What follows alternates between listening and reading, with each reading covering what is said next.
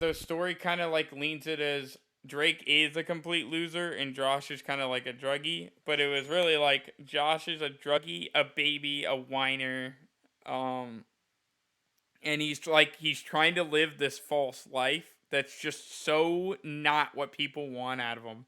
They he's funny as the butt end of the joke. Dude, what isn't charming about somebody that's like somewhat clumsy, right?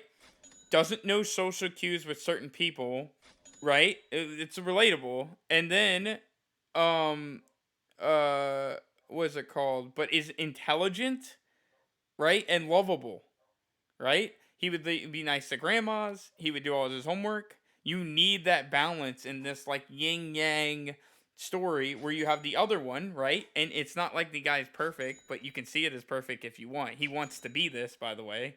That's his literal narrative. Who's not funny. He's just cute and charming, but it's like cute and charming to getting girls, right? And getting his way, where he's actually a complete dunce. And they make it in the story. They make it in the story. If you watch even one of those episodes, they make Drake seem like a complete dumbass, dude. They make him seem like he actually can't read, like, 2 plus 2 is 4. Like, they make him so stupid. That he's only good at music and good at getting girls. That's it. That's his whole thing. They're like, as a matter of fact, Josh is talented with all these things, but he just sucks at a few things that would be useful in a high school environment. And then Drake is only good at the two things Josh wants to be, but sucks at everything else. That's how they make it. And Josh wants to aspire to be that front row center. I'll be the doofus or whatever. And he actually translates that to real life. Like no hard feelings. He isn't lovable. He actually is a fucking baby. And the only real reason why he even got popular on Vine is because it's Josh from Drake and Josh. People knew who this guy was. They wanted to see how he was doing, and then he made funny jokes, so people kept following him around. That's it. And then he started co-hosting with other famous Viners because he's already TV famous, going co-op or like going up with other people that are famous on Vining. Like I'm pretty sure this is where Jake takes off. Jake Paul and all them other people from there. So you just have basically a bunch of like household names hanging out with each other and getting along. But like I said, with the complications with Josh is he finds out and publicly admits that hanging out with popular people, aka the Viners and all them, they just do drugs. So all those Viners that you see, all those people are drug addicts, dude. All of them. Every single one that you see.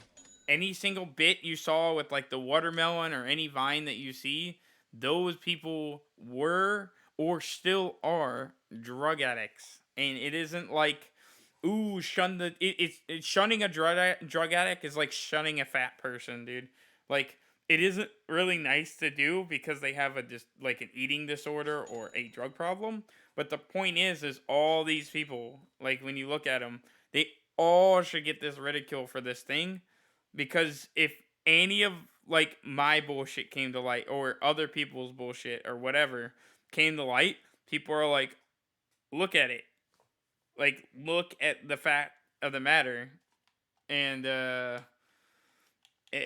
all the guy focused on was that Drake did this child endangerment thing and he was abusive to his girlfriend, but it's just kind of like, okay, what would you rather have, right? And this isn't abusive like smacking. He even admits that it's just like it's verbal abuse. So he's basically yelling at her. So it's just kind of like, dude, I've been in a bunch of relationships, dude. Sometimes fight happens, and whose parents have you never heard argue, right? So it's just kind of like it's really like Drake argues with his girlfriend because they're not meant for each other, and he hit on a very risky young girl, but he used to be around that environment. So it's like, yes, make him a sexual predator, but also put Josh and all these Viners in rehab. Put all of them in rehab. Like, problem solved for all of them. But instead, it's like, but they make me laugh. Like, dude, You guys are never gonna catch me doing shit like that. If any of my old past stuff comes to light, it'll be like, yeah, but it's over. Where their stuff is still current.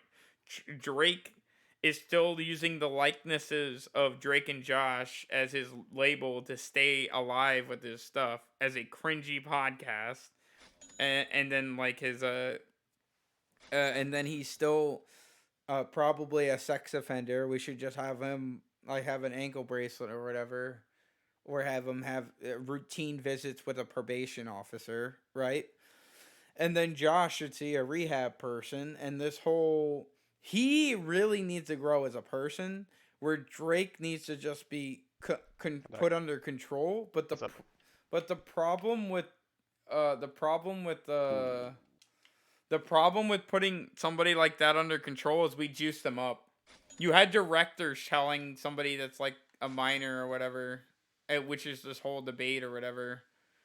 Uh, you know, you're a star.